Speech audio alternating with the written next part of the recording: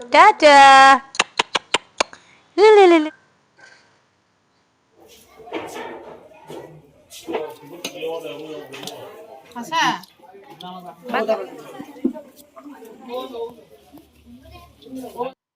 এই পৃথিবীতে নিজের প্রয়োজন নিজেকেই পূরণ করতে হয়, কেউ কারো প্রয়োজন মিটিয়ে দেয় না।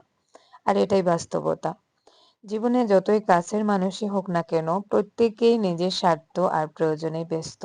কেউ তোমার হয়ে দায়িত্ব নেবে না, কেউ তোমার কষ্ট পুরোপুরি বুঝবে না। তাই নিজের প্রয়োজন, স্বপ্ন আর লক্ষ্য পূরণে নিজেকেই সংগ্রাম করতে হয়। নিজেকে নিজেই শক্ত করে গড়ে তুলো, কারণ দিন শেষে নিজেই নিজের সবচেয়ে বড় ভরসা। আসসালামু আলাইকুম। সুখ দুঃখের সংসারের আরো একটা নতুন ভিডিওতে আপনাদেরকে আরো একবার স্বাগত জানিয়ে আবারও আরো একটা নতুন ভিডিও শুরু করতে যাচ্ছি। প্রতিদিনের মতন শুরু হয়ে গেল আরো একটা নতুন দিনের দৌড়ঝাঁপ। সকালে ঘুম থেকে উঠার পরেই দায়িত্ব, ব্যস্ততা সবকিছু মিলিয়ে এইদিকে এক দৌড় ওইদিকে এক দৌড়, এরকম করে দিনটা কবে কোন দিক দিয়ে চলে যায় বুঝতেই পারি না। তো চলে আসছি আমার সবজি বাগানে, আজকে সবকটা সবজির গাছে পানি দিব। গত ২ দিন হয়ে গেছে গাছগুলোতে পানি দেওয়া হয় নাই। আর এখন যেহেতু শীতকাল আর আমার বাড়িটা একটু উঁচু টাইপের, তো উঁচু জমিতে প্রতিদিনই শীতকালে গাছের গোড়ায় পানি দিতে হয়, তা নাহলে পানিটা খুব তাড়াতাড়ি শুকিয়ে যায়।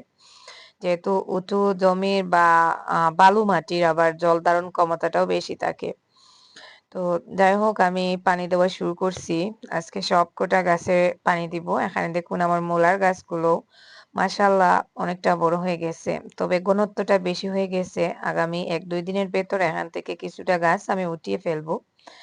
আর যে গাছগুলো একটু বড় বড় আছে ওগুলো রেখে দিব, আর পাশ দিয়ে একটু মাটি উঠিয়ে দিব। এতে করে গাছগুলোতে হয়তো পাতার সাথে সাথে মূলাগুলোও বড় হবে। গতকালকেও আপনাদের সাথে ভিডিও শেয়ার করা হয় নাই। আজকে ছোট একটা ভিডিও শেয়ার করেছি। আশা করি ভিডিওটা ভালো লাগবে, কারণ আজকের ভিডিওটা ছোট কিন্তু অনেকগুলো টুইস্ট আপনাদের সাথে শেয়ার করা হবে। তাই রিকোয়েস্ট করব স্কিপ না করে একটু ধৈর্য সহকারে ভিডিওতে একটা লাইক দিয়ে একেবারে শেষ অবধি আমার সাথে থাকুন, দেখতে থাকুন। আর যারা আজকে আমার চ্যানেলে নতুন, চ্যানেলটাকে এখনো সাবস্ক্রাইব করে নাই, চাইলে চ্যানেলটাকে সাবস্ক্রাইব করে দিতে পারেন। আর আপনি যদি ফেসবুক থেকে আমার ভিডিওটি দেখে থাকেন তাহলে ভিডিওতে একটা লাইক দিয়ে পেজটাকে ফলো করে দিবেন। এখানে দেখুন আমার টমেটোর চারাগুলো খুব অল্প দিনের মধ্যে বড় হয়ে গেছে। মানে মাটিতে লাগানোর উপযুক্ত সময় আজ থেকে প্রায় ২ দিন আগেই মনে হয় হয়ে গিয়েছিল। তো আমি আসলে গাছগুলো লাগানোর সময় পাচ্ছি না। আর যেকোনো ধরনের চারা এক জায়গা থেকে উঠিয়ে অন্য জায়গায় লাগাতে গেলে একটু ছোট থাকা অবস্থায় চারা লাগালে চারাগুলোর স্বাস্থ্য ভালো থাকে। তো আজকে এখান থেকে কিছুটা চারা উঠিয়ে নিব। উঠিয়ে নিয়ে অন্য জায়গায় লাগাবো। দেখা যাক যতটা পারি লাগাবো। আর গাজরের গাছগুলো বড় হয়ে গেছে। তো আমি গাজরের গাছগুলো থেকেও কিছু আগাছা উঠিয়ে দিলাম। আর এখন দেখুন একটু ছায়া পড়ছে ওই জায়গাটায়। তো আমি এখন আ কিছু টমেটোর চারা উঠিয়ে নিচ্ছি। এক সাইড থেকে সবকটা টমেটোর চারাই উঠিয়ে নিব। যেহেতু আমার সামনের দিকে জায়গা একটু বেশি। আর আমি প্রতি বছর টমেটোর চারা একটু বেশি করে লাগাই। কেন জানি আমার বাড়িতে এই টমেটোর চাষটা ভালো হয়। তো কিছুটা চারা উঠিয়ে নিয়ে আসছি। এখন হাতে খুব কম সময় আছে। আমি বিকালের থেকেই দেখুন ভিডিওটা শুরু করছি। তো এখন বাজে মনে হয় ২:৩০ ওরকম হবে। আমি এখনো গোসল করি নাই। তো ভাবছি চারাগুলো লাগিয়ে গোসল করে তারপরে আমাকে আবার একটু বাইরেও যেতে হবে একটা গুরুত্বপূর্ণ কাজে। তো যতটা পারি আরকি তার আগে গাড়ি আসার আগে চারাগুলো লাগিয়ে দেই। তো খুব তাড়াহুড়ো করে চারাগুলো লাগাচ্ছিলাম। ২ টা ২ টা করে একটা গর্তে চারা লাগাচ্ছি। আজকে মনে হয় সকালবেলা আরিয়ানের বাবা জায়গাটা কুড়ে গর্ত করে আরকি গর্তের মধ্যে শুকনো গোবর সার দিয়ে রাখছেন। তো যেহেতু জায়গাটা রেডি ছিল আমার আর কোনো পেরেশানি নিতে হয় নাই। শুধু চারাগুলো উঠিয়ে এনে আ লাগিয়ে দিচ্ছি। এদিকে জুবাইরের মাও আসছেন আমাদের বাসায়। একটু আগে আসছেন, বেশি আগে না। তো উনাকে নিয়েই আমি একটু বাইরে যাব। এই যে একটু আগেই বললাম আমার আবার সব দিক দিয়েই মানে দৌড়াদৌড়ি করতে হয়। দুনিয়ার যত দায়িত্ব, আসলে দুনিয়াতে যে বেশি বুঝে সে যে সবার জন্য চিন্তা করে সেই সবথেকে বিপদী। তো যাই হোক, কোথায় যাচ্ছি, কেন যাচ্ছি আমি যেতে যেতে আপনাদেরকে বলবো। গাছগুলোতে পানি দিলাম কারণ ফিরে আসতে আসতে সন্ধ্যা হয়ে যাবে। গাছগুলোতে আজকে আর পানি দেওয়া হবে না। তো দেখুন আমি জুবাইরের মাকে নিয়ে দুপুরের খাওয়া-দাওয়া শেষ করে বাড়ি থেকে বেরিয়েছি। আর ওইদিকে আমার বাবা আসছেন। মানে আমরা যে গাড়িটাতে সচরাচর যাই, তো ওই গাড়ির ড্রাইভারকে আরিয়ানের বাবা আরকি পাঠিয়ে দিয়েছিলেন, যেহেতু আজকে আমার বাবাও যাচ্ছেন আমাদের সাথে। তো উনি গিয়ে বাবাকে নিয়ে আসছেন, আর মানে ড্রাইভার আর কি। আর আমরা আমাদের বাড়ির ওখান থেকে যাচ্ছি। তো আজকে শুধু জুবাইর, আমি আর বাবা আর হচ্ছে আমার বোন, এই যে জুবাইরের মা। আরিয়ানও বাসায় থাকছে। তো আমরাই শুধু যাচ্ছি। তো আসলে বাবা তো ডায়াবেটিস পেশেন্ট, আপনারা জানেন। উনার মাঝে মধ্যে সুগার ফল করে। তো গত কয়েকদিন থেকে বাবার হাত পা গুলো একেবারে অবশ হয়ে গেছে, চলাফেরা বন্ধ হয়ে গেছে। তো বাবাকে নিয়ে একটু ডাক্তারের কাছে যাব। আর সেই সাথে আমার বোনেরও নতুন করে ডায়াবেটিস ধরা পড়ছে, জুবাইরের মার। তো যে বিপদ আসলে যার নেই কোনো দিকেই নেই। আর হঠাৎ করে উনারও এখন 450 হয়ে গেছে সুগার।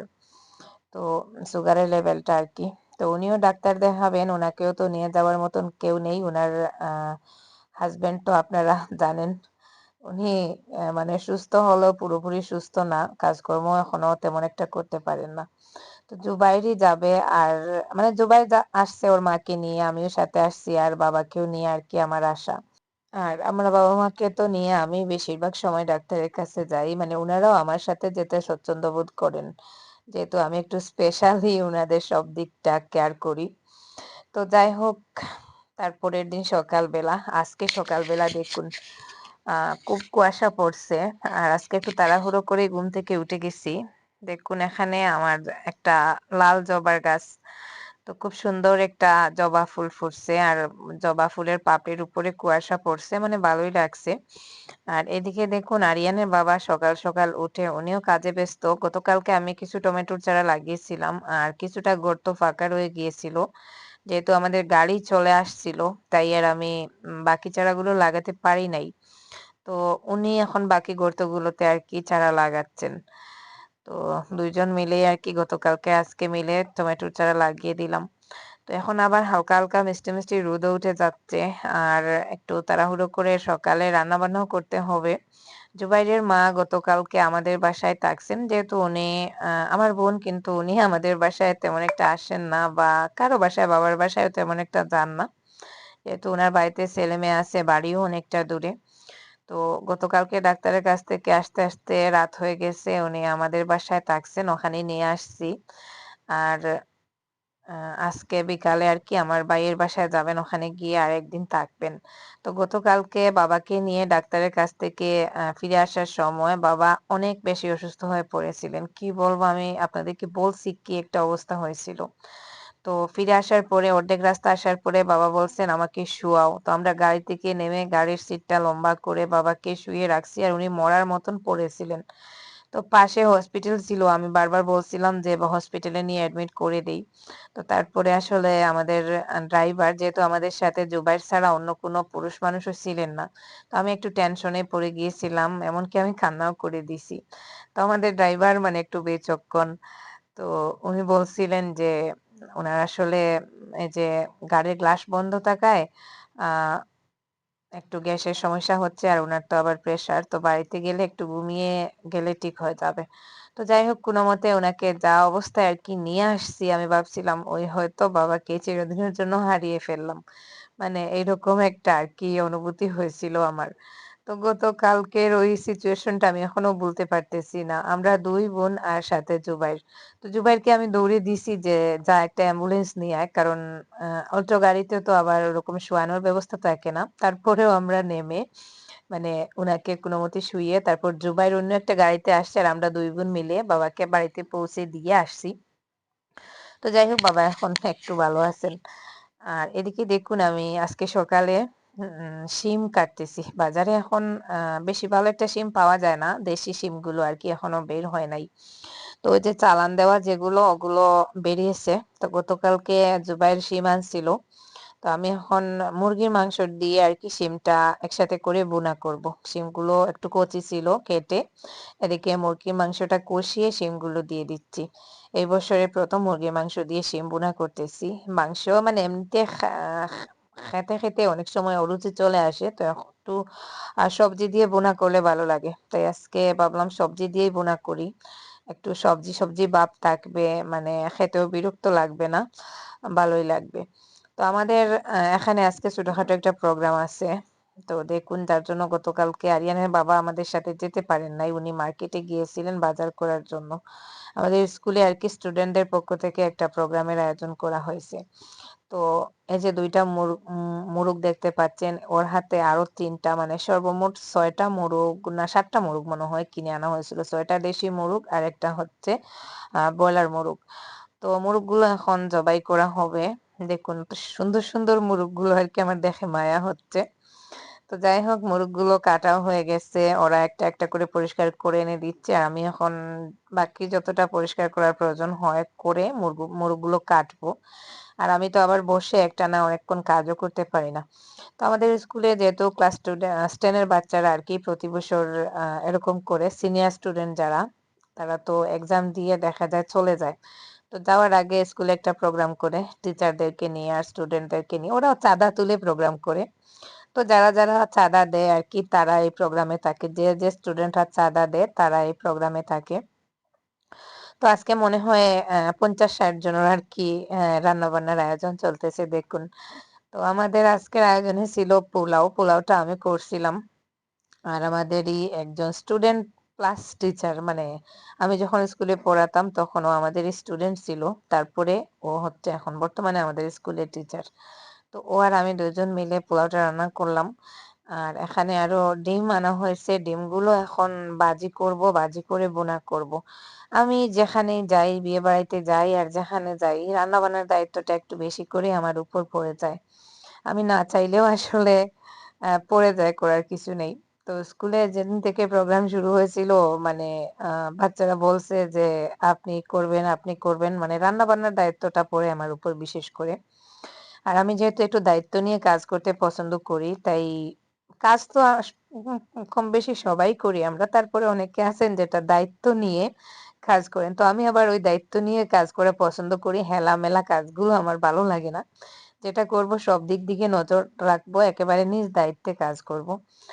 তো যাই হোক এদিকে দেখুন দেশি মুরগিগুলো একটা হাঁড়িতে দিয়ে মশলাপাতি দিয়ে আমাদের ওই যে টিচার যার কথা একটু আগেই বলছিলাম স্টুডেন্ট প্লাস টিচার।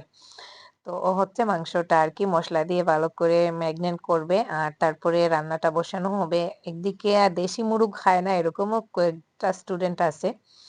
আ তো তাদের জন্য আরকি একটা ব্রয়লার মুরগও আনা হয়েছে। তো ব্রয়লার মোরগটা আবার আমিই রান্না করব। সম্পূর্ণটা রান্না করব আমি। একেবারে নিজের দায়িত্বে। আর বাকি সব যা রান্নাবান্না করা হয়েছে আমরা আরকি ২-৩ জন মিলেই করছি। তো ও মাংসটা মসলা দিয়ে মাখাচ্ছে। তারপরে আ ওই মাংসটা ওরাই রান্না করবে। আর আমার আবার আরো অন্যদিকেও কাজ আছে। তো যাই হোক শিফা মনে হয় একটু ভিডিও করেছিল আজকে। কেন জানি ভিডিও করার তেমন মন মানসিকতা ছিল না। ভিডিও করতে ইচ্ছাও করে নাই। আমি তো একেবারেও ভিডিও করি নাই। তো জুবাইর আর শিফা টুকটাক কিছু ভিডিও করেছিল। ওইটাই আরকি আপনাদের সাথে শেয়ার করলাম। তো ওইদিকে বাইরে একটা চুলা কাটা হয়েছে। ওখানে দেশি মুরগটা রান্না করা হচ্ছে। আর আমি আমার ওই যে ব্রয়লার মুরগটা নিয়ে আমার নতুন রান্নাঘরে চলে আসছি। বাইরে যে আমার নতুন রান্নাঘরটা করেছিলাম। ওখানেই মাংসটা রান্না করতেছি একটু নিরিবিলি বসে। তো যাই হোক শেষমেশ রান্নাবান্নার আয়োজন শেষ। এখন দেখুন আ খাবার সার্ভ করা হচ্ছে। সবগুলো প্লেট আগে সাজিয়ে নেওয়া হবে। সালাড করা হয়েছে, দেশি মুরগির মাংস ভুনা, সেই সাথে ব্রয়লার মুরগির মাংস ভুনা, ডিম ভুনা, সালাদ আর হচ্ছে পাঁপড়। আর সাথে আছে পোলাও। তো উনি হচ্ছে আমাদের স্কুলেরই খুব জনপ্রিয় একজন ম্যাডাম। মানে খ্রিস্টান। কিন্তু খুবই ভালো। খুবই মিশুক। তো উনিও একটু লেট করে আসছেন তাই আমার উপর একটু কাজ বেশি পড়ছিল। উনিও আমার মতনই আরকি সব দিক ম্যানেজ করেই কাজ করেন। তো যাই হোক আ এখন হচ্ছে খাবারটা সার্ভ করা হচ্ছে। আ মোটামুটি ভালোই হয়েছিল রান্নাবান্না। তো এখানে দেখুন অনেকটা প্লেট একসাথে সাজানো হচ্ছে। মানে যতজন আরকি স্টুডেন্ট প্লাস টিচার আছেন সবার প্লেট একসাথে সাজিয়ে তারপরে আ খাবার দেওয়া হবে। এদিকে বাচ্চারা কিন্তু ডেস্ক বেঞ্চ বাইরে বের করে লাইন ধরে বসেও আছে। তো আমাদের বারান্দার মধ্যেই কাজ-বাজ চলতেছে। আমার বারান্দার অবস্থাটা দেখুন একেবারে নাজেহাল অবস্থা হয়ে গেছে। তো এই যে কেউ ডিম সার্ভ করছে, কেউ মাংস, কেউ পাঁপড়, কেউ হচ্ছে পোলাও। মানে প্লেটগুলো আরকি রেডি করা হচ্ছে। তো ভালোই লাগছিল। তবে আমার শরীরও একটু খারাপ করছিল। একটানা একটু বেশি সময় কাজ করছিলাম। সকালে নিজের ঘরের কাজ, তারপরে ওইদিকে একটু কাজে হেল্প করে আমার তো কোমরের অবস্থা একেবারে ১২টা বেজে গেছে। তো যাই হোক, হ্যাঁ, মাঝে মধ্যে এরকম সবাই মিলে একটু আনন্দ হুল্লাড় করে একসাথে খেতে ভালোই লাগে। আর আসলে দুনিয়াতে আর কি বা আছে, একটু আনন্দ ফুর্তি ওগুলোই আসলে আমাদের মনে থাকে সবসময়। তো এই যে দেখুন বাচ্চারা খাওয়া-দাওয়া শুরু করে দিছে। বড়, বড় স্টুডেন্ট যারা তারা হচ্ছে ক্লাসের একটা রুমের ভেতরেই আছে। আর ছোট, ছোট বাচ্চা যেগুলো ওরা বারান্দায় বসেই খাচ্ছে। তো যাই হোক, সেই সাথে আমরাও আমাদের খাবারটা শুরু করে দিব। বাচ্চাদেরকে ১ম এ খাইয়ে তারপরে আরকি আমরা খাবো। তো এই যে আমাদের খাবারও শুরু হয়ে গেছে। মাশাআল্লাহ রান্নাটা ভালোই হয়েছিল। তেমন একটা খারাপ হয় নাই। আর এই যে দেখুন আমরা আর জায়গা পাইনি বসার। আমরা ভাবলাম এখানে একটা পার্টি পেতে আমরাই খাই। তো এই যে জুবাইর, আমি আর হচ্ছে ওই যে আমাদের সুস্মিতা ম্যাডাম। উনি আমাদের খুবই পছন্দের একজন জনপ্রিয় ম্যাডাম। খুব মিশুক টাইপেরই আরকি। সেই সাথে আমি আরেকটা জিনিস আপনাদেরকে দেখাই। আমাদেরই আরেকজন টিচার ম্যাডাম আরকি। উনার খুব সুন্দর একটা ফুটফুটে মেয়ে দেখুন। তো আমি মানে উনি যখন বাচ্চাটাকে নিয়ে আসছেন, এই ১ম বার উনি মানে বাচ্চাটাকে স্কুলে নিয়ে আসছেন। আমি এত কুলে নিয়েছি কি বলবো? আমার মনে হচ্ছে যে বাচ্চাটাকে যদি কেউ আমার কাছে বিক্রি করে দিত, এরকমটা মনে হচ্ছে। এত মায়াবী একটা বাচ্চা আমাদের ঘরে এসে ঘুমিয়ে গেছিল। তো ওকে এখানে শুইয়ে রাখা হয়েছে।